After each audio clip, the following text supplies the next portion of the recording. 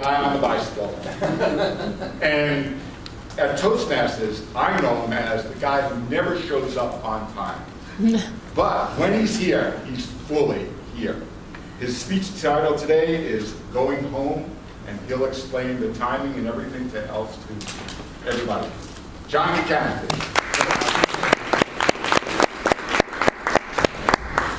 Let's go for 5 to 7. Okay. The year was 1968. The month was August. Those are just numbers. But that's 46 years ago. 46 years ago, I was sitting on a stoop in front of a brand new house we had just moved into in northern New Jersey. I still remember that. Just, where am I? Our family had just moved from Queens, New York. And I didn't know anybody. September 26th, 2014, there's going to be a reunion of the street that I grew up on. The street was called East Central Avenue. Do I want to go to this reunion in a street that I lived for probably over 30 years? Of course I do.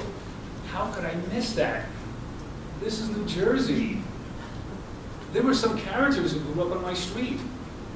How could I miss that opportunity to see, after leaving over 20 years ago, and some people I've been seeing for much longer, who are these people? What are they doing? I just can remember who they were.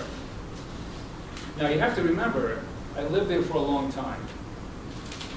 So this was the place, when I went to get my driver's license, my sister, who was a year older than me, encouraged me to take some LSD to relax. The driving test. It had some special moments in my life. This is the place where I slept under cars, because maybe I drank a little bit too much. These created indelible moments in my life with the encouragement of friends. And so I would encourage you, think back in your life. Where did you grow up?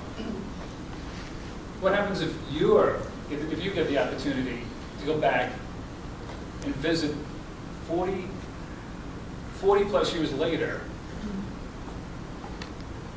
Are you going to go? Now you also have to remember,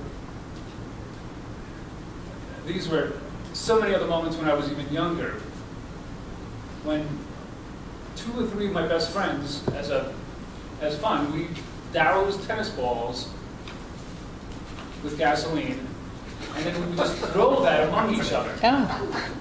Now that's kind of, with perspective, a little bit stupid, right? But what's even worse, and maybe even a little bit more stupid, is when the ball that's being in flames attaches to the plastic container that contains all the gasoline, you don't blow on it. That's not really a good thing to do, and that's the benefit of experience. Next time that happens, if I'm playing with my sons, and the gasoline container gets a lid, you do not blow on it. Because in my experience, if there's a house nearby, there's a really good chance that might go on fire. So if you do that maybe this weekend with your loved ones, you have some green space out here. I encourage you to take advantage of the green space. Who needs a drone airplane when all you need is a simple tennis ball and some gasoline? So I would highly encourage you to ponder the thought of, what did you learn when you grew up, from as a young age to a teenager and even beyond? And how did that influence you in your life? And if you can't come up with a speech with all that material, well then you need to talk to me after the meeting. Because sometimes it's not about reality, it's about making things up. And that's part of Toastmasters. And in the guests today, I would highly encourage you to use your imagination as I did during some parts of my speech today, and think about the creative process and how you can make up fun things and try to fool people to think they were actually real. But on September 26th, I really look forward to meeting people that I haven't seen in a long, long time. And the great thing about this is there will be no judgments made. It's all going to be a good time. We're all going to laugh. We're all going to give each other a hard time. For people, there's not too many people who you can give such a hard time to, at least how I grew up. And it's going to be full of love and happiness and great recollections of times prior. And I can almost assure you, most of it was not real.